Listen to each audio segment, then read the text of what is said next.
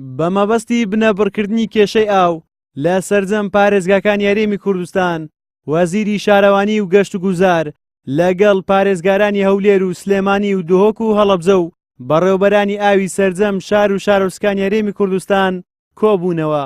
لە کۆبوونەوەکەدا تاوتوێی دیاریکردنی میکانیزمێکی نوێکرا بۆ ئەوەی کێشەی ئاو نەهێڵرێ. لە دوای تەواوبوونی کۆبوونەوەکەش بەڕێوەبەری گشتی ئاو و ئاوەڕۆی هەرێم لە کۆنگرێکی ڕۆژنامەوانی داوتی هاتنی ئاوارێکی زۆر و دروستبوونی قەیرانی دارایی وای کرد لە زۆربەی شار و گەڕەکەکان کێشەی ئاو هەبێ، بەڵام هەوڵ دەدەین بە دۆزینەوەی میکانیزمێکی گونجاو کێشەکان نەهێڵین. حکوومەتی هەرێمی کوردستان چەندەها پرۆژەمان جێبەجێ کردووە، ژێرخانێکی ئابووری باشمان هەیە لە زۆر لە شوێنەکانی هەرێمی کوردستان لە شارەکاندا، بەڵام دابینکردنی ئاوی خواردنەوە شتێک نییە جارێک دایبنێن و کۆتایی پێدێ، بەڵکو لەگەر ژمارەی دانیشتوان ڕۆژ ڕۆژ لە زیادبووندایە. ئەو قەیرانەی کە ئێمە تووشی بوون قەیرانی دارایی کێشەیەکی بۆ ئەمە دروست کردبوو، هەروەها ئەو ژمارە زۆرەی ئاوەرەکان کە لە هەرێمی کوردستان بوو ئەوانەش کێشەیەکی تر بوون، وای دەکرد لە هەندێک شوێن لە هەندێک کۆڵان لە هەندێک گەڕک کێشەی بی ئاویمان هەبیتن. مەسعود کاڕەش لە بەشێکتری کۆنگرەکەدا ئاماژە بۆ ئەوە دەکات لە زۆر شوێن پرۆژەی فراوانی ئاومان دروست کردووە و لەو شوێنانەشی نەمانتوانیوە پرۆژە دروست بکەین، هەوڵمانداوە بیریان بۆ لێ بدرێ.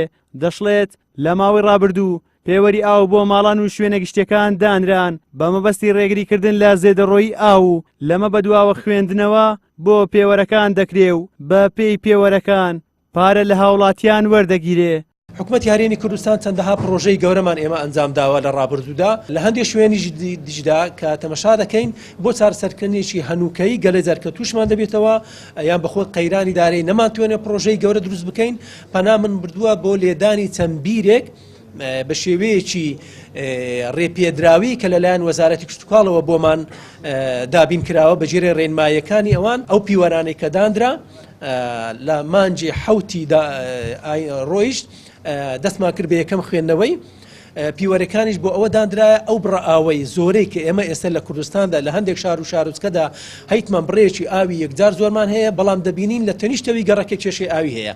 بۆ چارەسەرکردنی ئەو کێشەیە دەبی پیوەرەکان دەست بکرێت بە خوێندنەوەی دانان و خوێندنەوەی کە هەنگاوی یەکەمان دانانەکان بوو، هەنگاوی دووەمیان خوێندنەوەکەیە. 27 ساڵ دوای دامەزراندنی حکوومەتی هەرێم هێشتا هاوڵاتیان کێشەی سەرەتاییترین خزمەتگوزاریان هەیە، لە نێویشیاندا کێشەی کەمی ئاو کە زۆرێک لە هاوڵاتیانی بەخۆیەوە گرفتار کردووە و تا ئێستاش نەتوانراوە ئەم کێشەیە لە بنەڕەتەوە کۆتایی پێبهێنرێ. تا ئەو ڕادەیەی لە وەرزی سەرما و بارانیشدا چەندین گەڕک لە شارە گەورەکانی هەرێم لە کێشەی بێئاوی ڕزگاریان نابێ. زریان سدیق، کەناڵی ئاسمانی پەیام، هەولێر.